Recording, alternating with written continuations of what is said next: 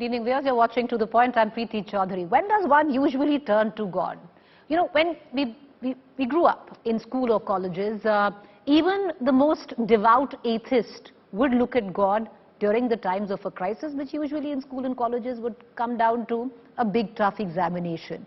Something similar, as per the Bharatiya Janata Party, is playing out in the state of Gujarat. 40 days before Gujarat goes to vote, it seems, as per the BJP, Arvind Kejriwal from the Aam Aadmi Party has turned to God for divine intervention to get political currency. Take a look at this. But it seems both of them have borrowed, the BJP and the Aam Aadmi Party have borrowed a leaf from each other's books. If at one end it seems that Aam Aadmi Party has turned to the gods, on the other hand it seems that the BJP is going back to school. Both of them looking to take a leaf from each other's books. You have there both Arvind Kejriwal, you have the Deputy CM, Manish Sisodia, who calls himself the pioneer of new education in India, praying to the gods, giving out an image that they are devout Hindus. On the other hand, you have a die-hard Hindutva Wadi, the icon of Hindutva, Narendra Modi, in Gujarat, opening up and ushering in the School of Excellence. All of this happening, viewers, just 40 days before Gujarat goes to elections. Two splitting images, which both of them seem to have borrowed from each other. But what has also happened is that in the meanwhile, and let's now take you to the other big development, that the Aam Aadmi Party has always said that we are the Asli Hindus. The BJP follows toxic Hindutva. Listen in to this, or rather, I'm going to take you through with what one of the Aam Aadmi Party's MLAs said. Naresh Balayan is an Aam Aadmi Party MLA. He says, if BJP wants to stay in India, they will have to say Lakshmi and Ganesh ki jai. He also further went on to say, viewers, agar Hindustan mein rehna hai, to Lakshmi aur Ganesh ka naam lena hai. What does that actually mean? Isn't this toxic Hindutva? Let's cut across right now to our guest this evening. Joining me is Shazia Ilmi from the Bharatiya Janata Party. I also have Rahul Srivastav, our National Affairs Editor, who would be joining us in a short while from now. But Reena Gupta, I want to come to you and I want to begin with you. Many a times, every time, when you question the Aam Aadmi Party on the kind of Hindutva that they follow, they say, you're the real McCoy, Asli Hindutva Wadi to aap hain, while the Bharatiya Janata Party follows toxic Hindutva. Naresh Balayan's comment, I want you to tell me, isn't that toxic Hindutva? Reema Gupta, agar Hindustan mein rehna hai, to Ganesh ji aur Lakshmi ji ka naam lena hi hai. Preeti, so today the Chief Minister of Delhi made a proposal that the economy in this country is going through a very bad phase. We have seen that the rupee has depreciated by more than 10% in just 1 year itself. And we need gods and goddesses to help us. We need divine intervention to help us to be able to ride through this tough phase of the economy. So I don't understand why Bharatiya Janata Party is opposing this proposal. Are they saying that they are against Ganesh ji and Lakshmi ji? If they are saying that, then they should come out and say that. Because since the morning, every 5 minutes, one of their spokesperson or all of their top leaders are coming out and saying, नहीं ऐसा नहीं होना चाहिए, लक्ष्मी जी और गणेश जी की photo नहीं लगनी चाहिए करेंसी नोट्स पे. तो फिर उसके मतलब ये अब ये क्या कह रहे हैं आप? अगर द पार्टी विच सेज कि हमारे तो कण कण में राम है, why are they coming and opposing the photographs of Lakshmi ji and Ganesh ji?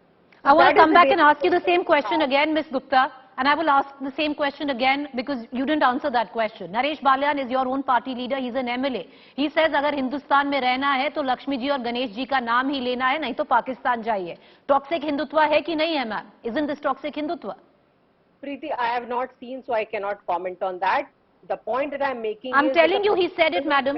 We are a credible news channel. We are playing his statement as you speak to us. I want you, ma'am, to tell us whether this is toxic Hindutva or not. Preeti, whenever we start something new in this country, on any auspicious occasion, we always do a puja, whether it's opening of a hospital, opening of a school, or starting a new office. So in the same way, we are saying that we should have the photographs of Lakshmi ji and Ganesh ji on the currency But your note. MLA, your MLA is not saying the same, madam. Naresh Balyan is using a highly bigoted language. Why is Bharatiya Janata Party opposing this proposal? I'll ask them that question. You don't even do it now. You take credit for it. If they are saying that हम vote bank की राजनीति खेल रहे हैं, तो आप कर दीजिए इसको, आप हमारा proposal accept कर Ms. दीजिए. Gupta, I'm going to go to Shazia Ilmi and I'm going to ask her this question, but I want you to answer. We are a credible news channel. 3 hours ago, Naresh Balyan made a statement which to many would smack of bigotry. Would you admit it or not? Preeti, I will not comment on something that I have not seen, but all I am saying is that we have only spoken about asking the Prime Minister, the Government of India, to please put the photographs of Lakshmi ji and Ganesh ji on currency notes. All right, Shazia Ilmi, this is open political season and I'll ask our producers to pull out those two windows. Each of you are borrowing from each other's booklets, it seems. At one end, you have Mr. Kejriwal who wants Lakshmi ji and Ganesh ji on the currency notes, but on the other, you have the Prime Minister who ushered in the excellent school in Gujarat. So there seems to be a bit of insecurity on either side going into Gujarat. No, Preeti, I don't think we should hallucinate about Prime Minister being insecure, and I don't think anybody should equate the two, because as far as schools go and the language of schools, we know what's happened in UP. We have been way ahead. So if you think that Prime Minister is talking about the excellent school because of Kejriwal or Manish Sisodia, which of course Sisodia and Arvind were only doing to cover up the rampant corruption on the liquor policy, you've got another one coming. So I would really ask you to desist and refrain from putting Narendra Modi ji and Kejriwal on the same page, one. And two, even using language like borrowing from each other's books. If you know about the education model of Gujarat and what's happened in UP and what's been happening all throughout where the national education policy of BJP is concerned, NDA is concerned, you'll be, you'll know better than that. That is not the first time that PM is talking about it. It has been a consistent staple of Prime Minister's vision, even when he was a CM in Gujarat. So just because he mentioned the school, you thinking that he's, it's the first time he's mentioning it, I think you'll have to have another one coming there and some research to be done. So it's nothing to do with Kejriwal ji or whatever hoax of a model that education model is. That also we've exposed few times. So I don't think you should equate the two at all. Secondly, instead of answering the question which they have just popped up, why shouldn't I ask the question, what happened in Gujarat, what is happening with the prospects of Aam Aadmi Party, that right from being the very Muslim-wadi and Sharjil Imams supporting, Amanatullah Khan supporting, and of course Tariq Hussain supporting, not just supporting, a party, but a party which has them as MLAs, how come they felt the need to talk about Goddess Lakshmi and Ganesh ji? And why would they feel the need? Is it utter desperation? Because they tried to cover up the whole corruption of the liquor policy by talking about, we are coming to power in Gujarat. Does the end seem near? And is it just an act of, complete desperation that is making you even ask the question? Okay. And do you think we have any business bothering to answer any idea that is coming out of a desperate Aam Aadmi Party's bid to cover their own rampant greed and corruption in impending failure at the polls? Okay. Well, Ms. Ilmi, the fact about pulling out recent visuals of the Aam Aadmi Party leaders praying and the BJP leaders going back to school, it is open political season. It's bound to happen, ma'am, and it will keep happening in days to come. But I want to bring in our National Affairs Editor, Rahul Srivastav, into this conversation. Rahul Srivastav, the fact is, Arvind Kejriwal till now has ridden or has come on the wave of transformative politics. That doesn't cut it anymore, especially in a state like Gujarat. The soft hindutva, till now, where he sidestepped most of these explosive issues, cannot go on any longer. And something which has happened today, something like this, is only going to corner the Aam Aadmi Party in days to come.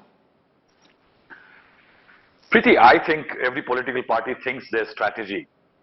If you recall 2017, the Congress gave the BJP good run for its money And if you recall, it was an election where the Congress actually, for the first time, embraced soft hindutva. Rahul Gandhi started with the Narmada Yatra. The Janeyu. Then he went to a lot of temples and other places. And then came Karnataka elections when he really went to mosques and temples. Has Kejriwal done it in the past? Yes, he has done it. In 2016, went to Somnath. This time, he has been there already once or twice. 2020, he went to Akshardham, Diwali. The Lakshmi Puja was done. Last Delhi polls, again, Hanuman Chalisa recitation. And in Uttarakhand, he said before the elections that it should be declared the spiritual capital of the world as far as Hinduism is concerned.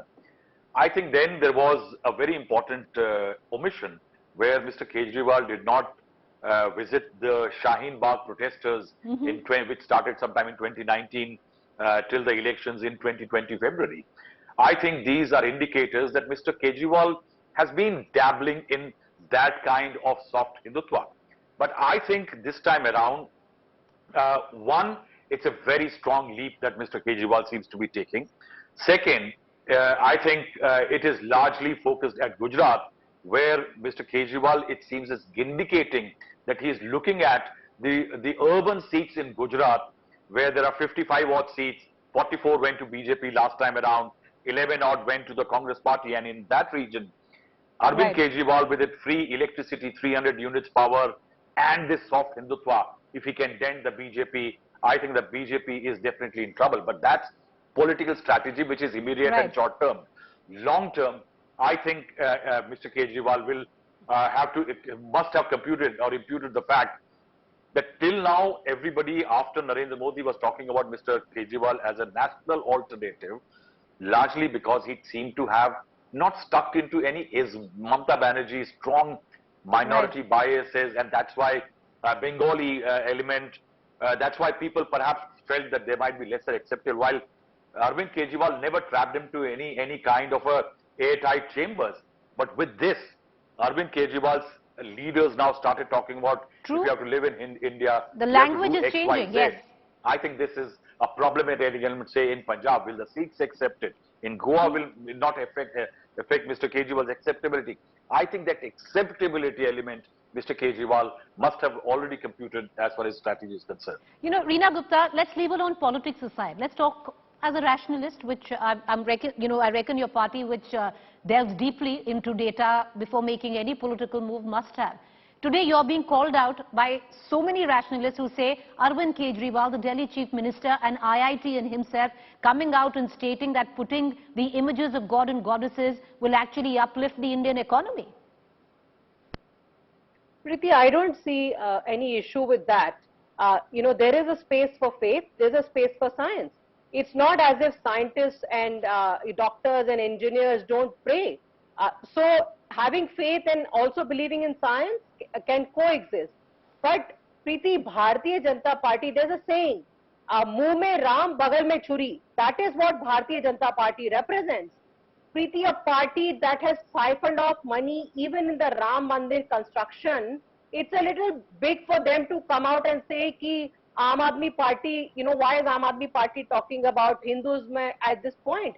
I don't need Bharatiya Janata Party to tell me what is a good Hindu. I know what is a good Hindu. And we've always spoken about Ram Rajya. We've said in our kind of Ram Rajya is one where every person should have access to good health, every person should have access to good education, nobody should go hungry, people should have water, people should have electricity. This is the Ram Rajya that we are talking about, which is the true Ram Rajya. Whereas what has Bharatiya Janata Party done in 27 years in Gujarat? There are no schools, there are no hospitals, there are no roads.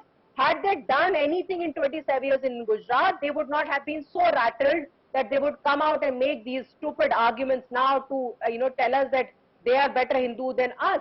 And if you look at Delhi, Preeti, we have been doing Lakshmi Puja every year for Diwali. There's a big Lakshmi Puja where all our even our Muslim ministers, our Buddhist ministers, everybody has been participating. Delhi government has been sending people on Tirth Yatra every year. In fact, Bharatiya Janata Party has been breaking temples all over the country. In Kashi Vishwanath itself, they have broken 250 Ms. temples. Gupta, In Delhi, they have sent us a letter that they want to break 53 temples. So a party which is breaking temples, a party which is siphoning money away from Ram Mandir construction, Ms. they Gupta, should really think before they speak. Ms. Gupta, let's not get into any, please? Ms. Gupta, the fact is, let's look at 2013. Since then, the language has changed, ma'am. Ramlila Maidan 2013, first time Arvind Kejriwal comes to power. At that time, I'm sure Shazia Ilmi was also there at Ramlila Maidan, a very much part of the outfit. At that time, what did Arvind Kejriwal say to a packed house? He thanked all four religions. Everything has changed ever since. He hasn't stepped into Shaheen Bagh, he hasn't stepped into JNU, and he understands he has to pay a political price. He did so with Manish Sisodia's seat going down to the wire, when Manish Sisodia went ahead and somewhere down the line said, we stand with those in Shaheen Bagh. So there's a lot of politics behind it, and nobody, can not look at that. But Shazia Ilmi, the point that Ms. Gupta was making, this, the whole Asli Hindu versus toxic Hindu narrative.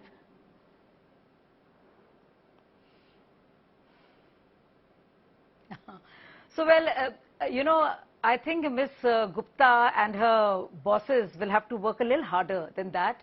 And I think I wish them good luck.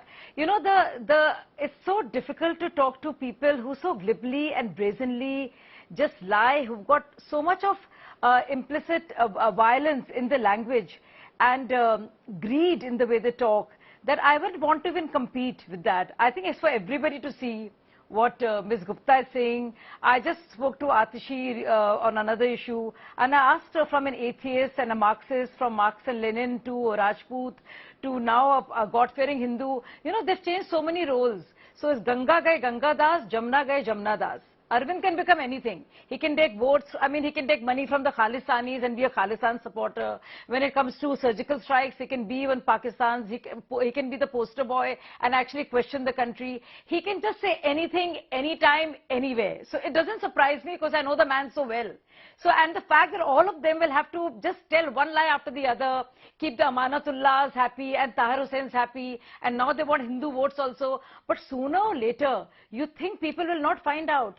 And now all the people who, they have realized that the Muslim population that they were looking at in Gujarat are not going to vote for them at all, and Congress continues to be a big factor there, and an opponent of BJP, which is why they're trying to chip away and talk about, suddenly about Goddess Lakshmi, and saying, we've just said this, why don't you answer? I mean, do you think, it's so outrageous and sad almost, pathetic, to even listen to all this and be expected to answer, because I cannot lie at that level. I cannot, I don't feel like that, you see. The way they go on and on is just difficult to cope. I want to bring in Rahul Srivastava.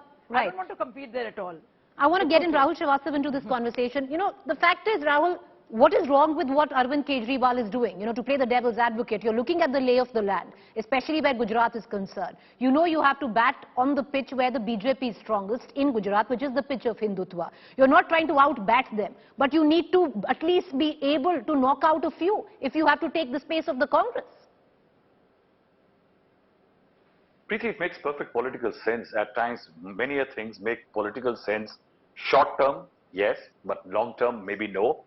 And as far as the entire democracy or a republic or a nation are concerned, there are few things which are a no-no. See, first, Indonesia has a 20,000 rupee note, which is Lord Ganesha, who there is considered as the god for science, art, and culture. Now, in India, there is also something called a Constitution of India, and it has a preamble. It has a preamble which says a term secular.